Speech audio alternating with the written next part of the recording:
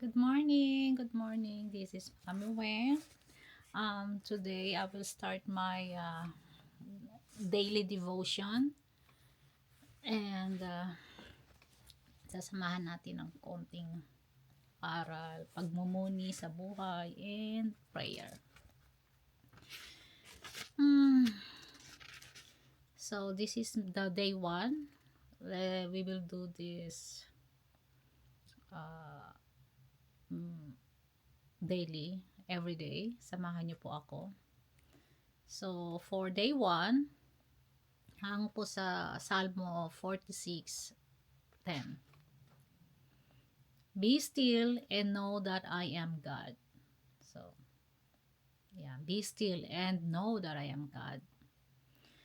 Sa story po ni Samuel who lived with Eli, sa 1 Samuel 3 up to 9, si Samuel heard voice calling his name, and he thought it was Eli who was calling him, but it was God.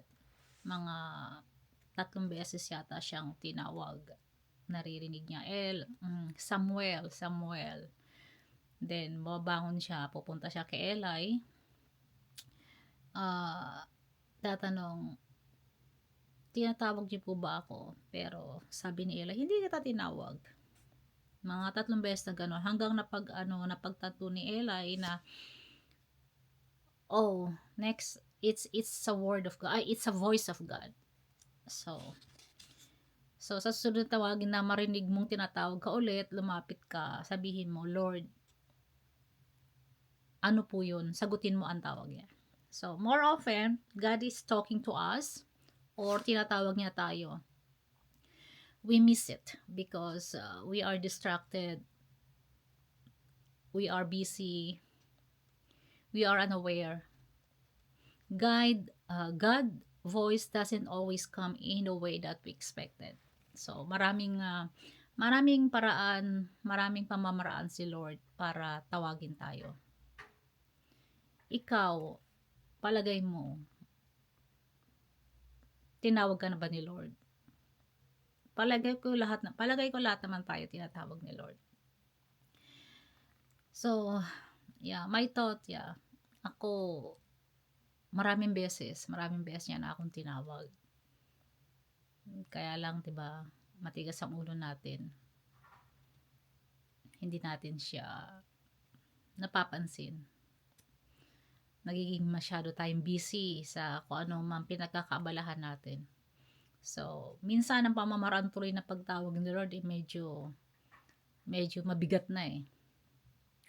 Yung it's okay yung maganda yung ganitong pagtawag, yung tatawagin yung pangalan mo lang, 'di ba? Pero hindi natin siya pinapansin kasi pagka ganun, minsan napapansin na lang natin siya pagka nakakaranas na tayo ng mabibigat na problema. Yung wala na tayong matatakbuhan, 'di ba? Saka natin siya mapapansin. Para bang last option natin si Lord, right? Pero sana itong kumakarating to sa inyo, kung marinig niyo to, this is also one way of God is talking to you now. He is calling you right now.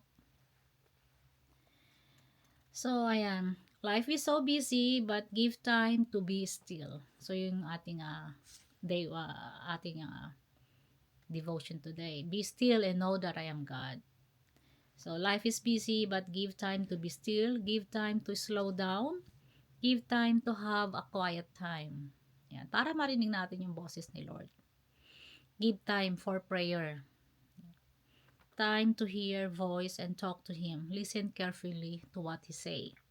Paano nga ba ang pakikipag-usap kay Lord? Paano nga ba natin maririnig ang boses ni Lord?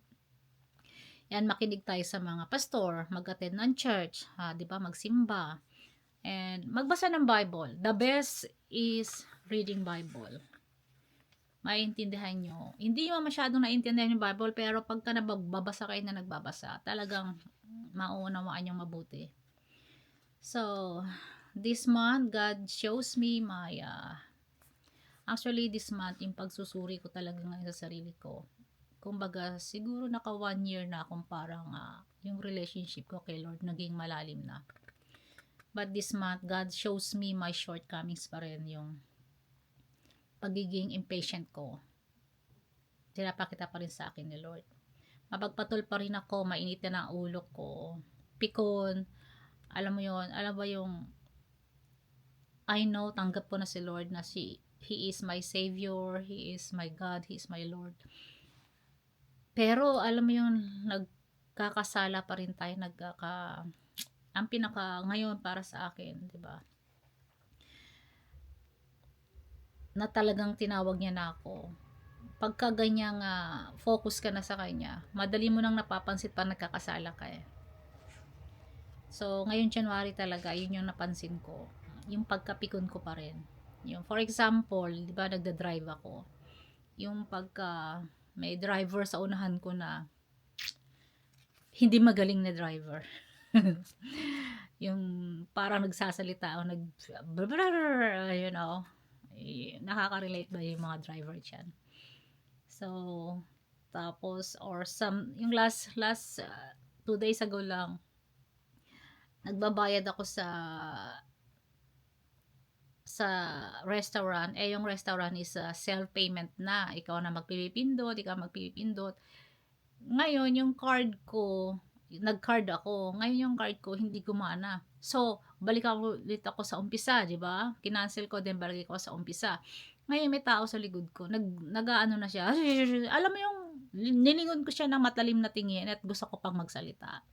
Kung magaling ako, kaya sabi ko ngayon tuloy sa sarili ko, kaya siguro hindi na ako pinahintulutan ni Lord na matuto mag-Nihongo. Kasi kung natuto ako mag-Japanese, malamang talagang nakakapagsalita ako ng mahasakit na salita sa mga Hapon. Praise God talaga. Kasi alam mo, pikon ako sa mga Hapon na mga ganun. Yung wala silang pasensya. Tapos ako rin, wala na rin pasensya. Alright. So, yun yung and then, yung pagtingin ko ng ganyan sa kanya, and then parang ganyan ako ni Lord, psst. Ako yung kinasya-shut up niya. Huwag mong patulan, di ba? Yung ganun. So, maging aware tayo. Yan. Kung nagsalita ako, di nagkasala na naman ako, di ba? Ay. So, yeah. So, let's pray. Lord, I am sorry about this and I can't promise, but I need your help to overcome my shortcomings, my flaws, and thank you, Lord, for still accepting me kahit sa mga pagkakasala kong ito.